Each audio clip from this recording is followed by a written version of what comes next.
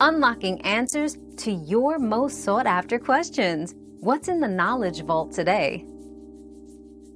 To achieve 120 FPS on PS5, first ensure your TV or monitor supports 120 Hz and HDMI 2.1.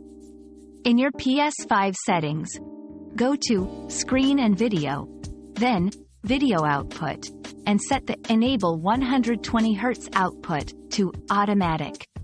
Some games require you to select Performance Mode in their settings. Remember, not all games support 120 FPS, so check the game specifications. Using a high-speed HDMI cable is also essential for optimal performance.